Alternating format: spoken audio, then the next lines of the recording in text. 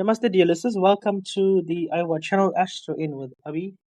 Oneness in astrology and spirituality, bringing in awareness by Abhi.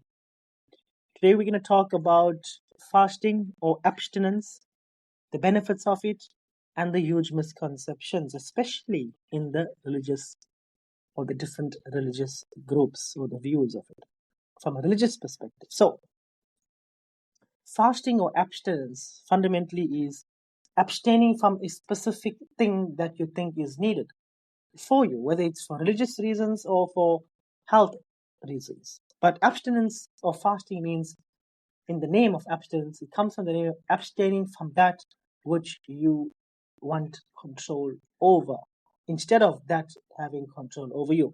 Now, there is a huge misconception that fasting is specifically done to please a god or to please gods. And now, this is a big, huge misconception because one has no knowledge of what God is, and now you're trying to please God by not eating a specific thing.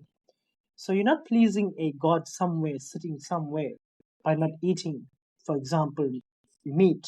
If you are fasting from meat, you're not pleasing anybody but your true self, because you see, the metals that are found in meat, they hold you down as consciousness. They hold your spirit down so that you are less conscious towards more things, or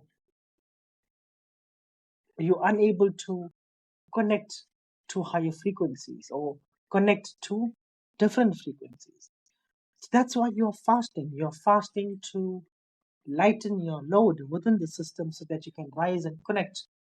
Because that's fundamentally the whole reason for life itself, to transcend and reach the highest possibilities that you can. Fasting is also, or abstinence is also done to gain control over that which is controlling you. For example, if you are a person that you cannot stay away from sex, a good thing to do is to go on an abstinence, a fast.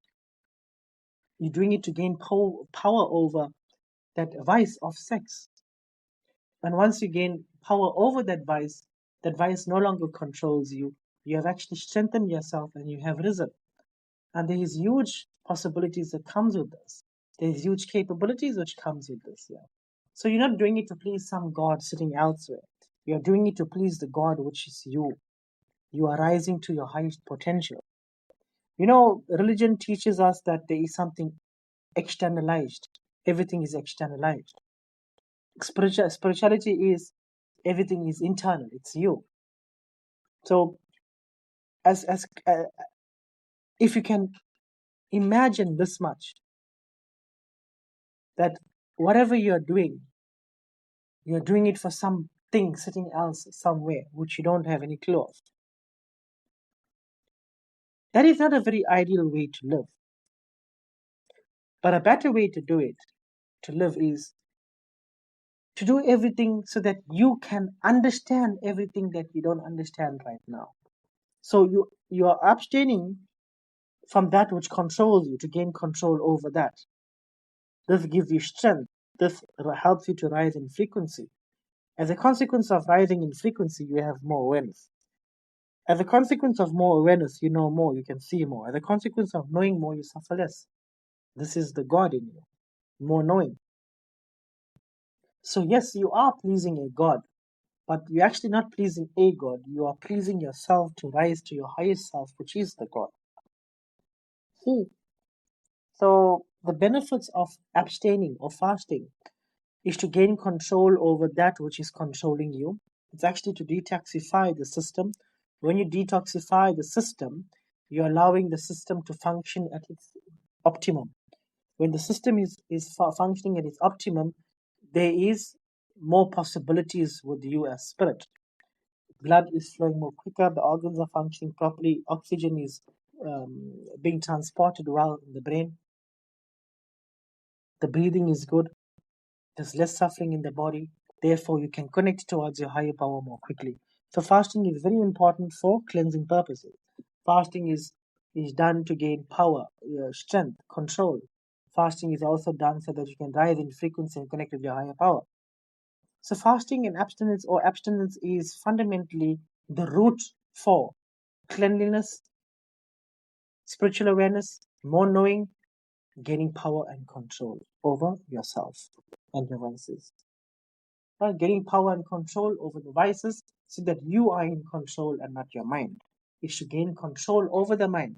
So the mind is attached to the emotions, it's attached to the material dimension. By gaining control over the mind, you are helping self to rise above the material dimension and thus attain peace, moksha, which is oneness in between you and your higher power, which is you. Anyways, ultimately in your truest form. So in your truest form, you are consciousness, superconscious. We amalgamate with superconscious. But we're having a personal experience here. Because we are in a body, in a material dimension. So I hope this makes sense to you all. And you can always message me if you get confused.